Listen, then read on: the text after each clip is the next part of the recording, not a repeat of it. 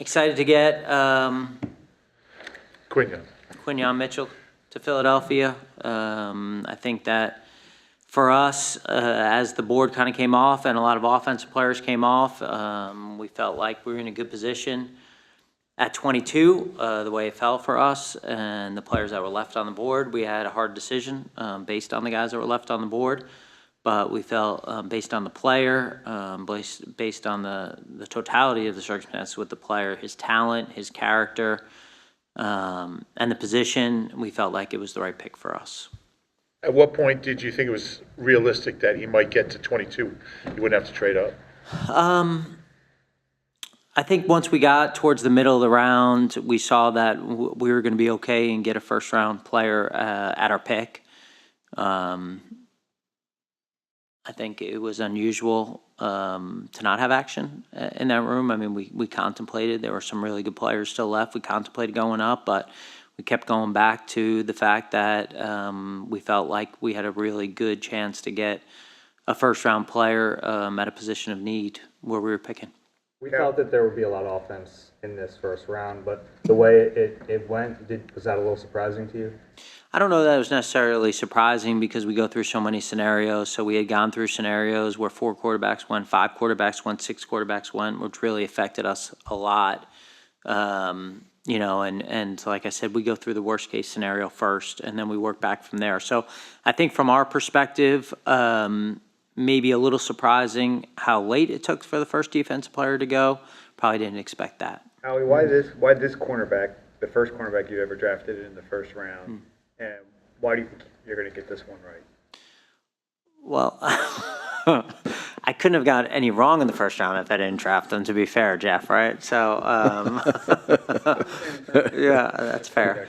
You know, certainly, you know, there's overconfidence in the draft for sure. You know, 4 out of every 10 first-round picks don't make it. I understand, you know, our success rate at the bottom half of the first round hasn't been as good as earlier in the first round. And so, you know, we just rely on our process. We rely on who the particular player is. In this case, we think we have an extremely talented, hardworking, outside corner. So he's got all the tools in his body, the right mentality.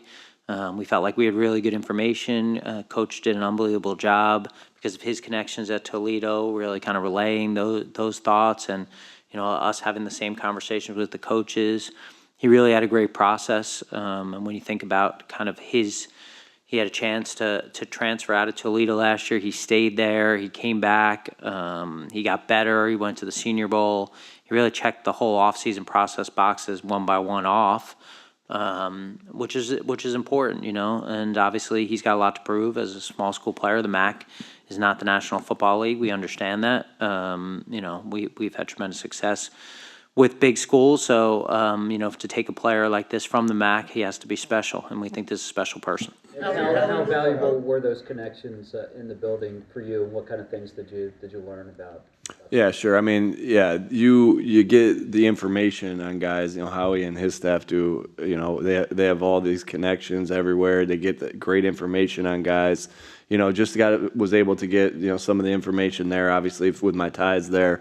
You know, and really, I guess at the end of the day, with how good of a player he was, the thing that always kept coming up is how good of a person, how good of a teammate, how hard of a worker, how competitive, and those are things you want to hear. Howie, what was it that kind of made you, I know you don't draft necessarily for need, but felt the need to take a cornerback in the first round? Well, I think you hit it. We didn't feel like we had to take a corner in the first round, but it was the highest ranked player on our board at a position that you know, we'd like to kind of get some younger players here. We got some younger players last year. We like those younger players.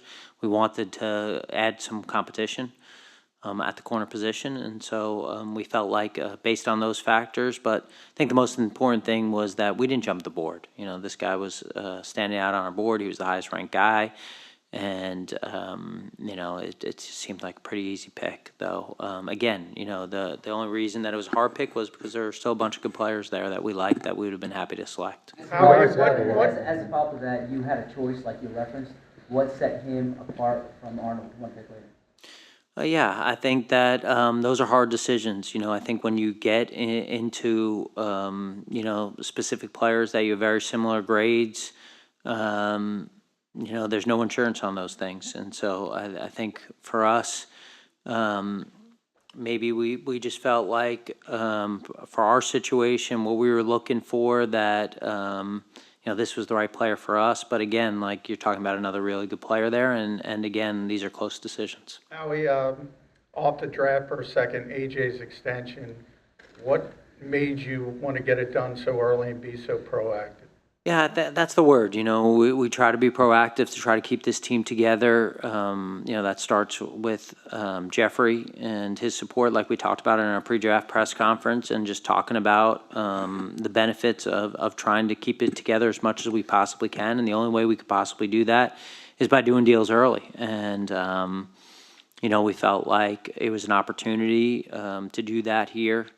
With AJ, obviously we've done a bunch of deals with a bunch of our players, and we want to add to that, and we want to try to keep this team together as much as we possibly can. We couldn't do that without his support and allowing us to do that, and we felt like the earlier we did that would be better for us and him, and him knowing that he was going to be here, and he's a great player and captain of this team. I think I saw someone show me a stat when we were doing some research on this. I think he's number 2 in receiving yards in the first 5 years of his career in NFL history. I mean, what's that? 9. He's number 9? He's not number 2 in the first 5 years? No, he's behind like Moss, Rice. It's pretty good company, but he's 9. I just looked it up. All right, Rube, stop talking. Let me roll. No, nine's good. Not as good as 2. Anyway, he's had a phenomenal start to his career. He's still young, and be able to keep that core group of offensive players, and hopefully kind of continue to add to it. Reuben Mitchell, he played a lot of off coverage in college, but a lot of the NFL plays that way a little bit without the zones and the Fangio zones. The scheme play factor into this, and Hey, Vic, did you hear? You have your own zone. Everyone's looking for it. well, he does a lot of those. Yeah. I think that, he played a tremendous amount of off coverage at Toledo, and I think when we talk about finishing the process, you got to see him play press coverage at the Senior Bowl. That was really an opportunity to see him kind of finish that and be well-rounded, and so I think that really helped us see that he had a diverse array of skill sets there, because that was one of the concerns when you see him play, that he's only playing a certain way and he's allowing his eyes to lead him to the ball. And so when he got in people's face at the Senior Bowl, we thought he was one of the best players at the Senior Bowl against really good competition, against really good receiving class. We say a bunch of them come off today, and we'll see a bunch of those guys come off tomorrow. So I think that was important for us. With taking Mitchell, what's the future like for Darius Slay and James Bradbury? And also, you have a lot of cornerbacks now. Is there any thoughts potentially moving some of them to safety? Yeah, I think that, obviously we've talked about both those guys, Slay coming off a Pro Bowl year, and James working to get back to how he was 2 years ago. And I think when you talk about corners, O-line and D-line, you can never have enough of those guys. I mean, it's just throughout the course of the season, having guys who can cover people so important. And obviously we've been in a position over the past few years where we haven't had enough of those guys, and whether that's through injury or just kind of, not running out of guys towards the end of the season. So I don't think I think that's a good problem to have. I think that's what competition, that it shows its way through. We got a lot of practices, a long time to go before we go to Brazil. So I think it's our goal right now just to add as much competition as we can to this football team and let it all shake out. Howie, how big is it to still have 50 and 53 and still get the player that you wanted? Yeah, it's really big, and I think that I think you go kind of through this draft and my mind isn't really on what we just did. It's kind of on what we're doing next, so I'm a little distracted because it's hard to kind of sit here and just talk about in a vacuum one thing. We got a lot of work to do tomorrow and Saturday, and so we're going to try to execute the best we can, and it's a quick turnaround. So, for us to have a successful weekend, we got a lot of work to do. You were going. Now, hard decision was, and that Quinyon ended up being the top player on the board with all the scenarios in front of you. what was the possibility that maybe you didn't get the number one guy left on the board at that time? And how hard is that decision whenever we talked before how you like the trades? I'm confused. So what was the question? You mentioned how Yeah. Quinyon was the highest player left on your board. Right. With what's ahead of you, how hard is that decision when you may not have him there if he gets picked before you? You're saying to wait for him? Is that what you're saying? Was it hard to wait and make sure you got him? Is that what you're asking? Yeah. Well, it's not normally in my nature to do that, so I understand that. I think that the only reason that we felt comfortable was because the scenarios played out in a way that we were comfortable we were going to get a really good player at that pick, just based on how the board was going. The way we do it is, if we're at pick 15, we got to have as many players that we like. When they start to fall off and we get in a spot where we don't have as many players as our pick, we start looking to move up. So if we're at 15 and we only have 3 players left that have first round grades, it's a concern, so you try to move up. When you're there, and Rube, why don't you do the math for me? How many players do we have to go before 15? 15, 16, 17, 18, 19, 20, 21. 8th player. We get the 8th player, right? We get the 8th player. So when we're there and we see we have 8 players, and then 16 it's 7, and so on, then we know we have a preference on that. But if they're all having the same grades, then we feel good sitting. So I think for us, it's like as long as we're in the same tier of grade in that round, so we're sitting there and we still have a first round grade on 7 guys or 8 guys at that point, we feel comfortable sitting. If we get to a low number, then we try to move up. If we get over that number, we move back. And I think those are the other options there is, do you move back at that spot, and pass on a guy that you feel really good at, but maybe you get good value. And I think those are some of the discussions that we have. I think that based on the experience that I've had is that sometimes you try to get too cute, and we can't afford to get too cute. We're trying to build, the best possible team. I really did not. I was trying to answer your question.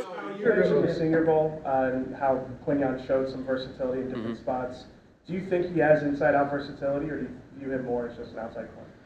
Well, I think that for us, the most important thing is he focuses on one thing as a rookie. I think that's obviously coach and his staff's choice. But I think when we talk about him as an outside corner and, kind of working from there. You do watch him and you see him play some inside. So he's got that versatility. I think we'll get him in here. We'll see what he's comfortable doing with our coaches and kind of working from there. Last one?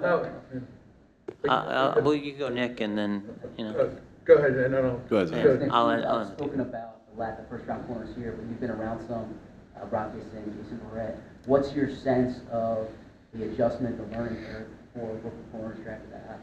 Yeah, obviously for any position, there's an adjustment to be made from college football to NFL football. I think I don't necessarily say it's more than the other positions.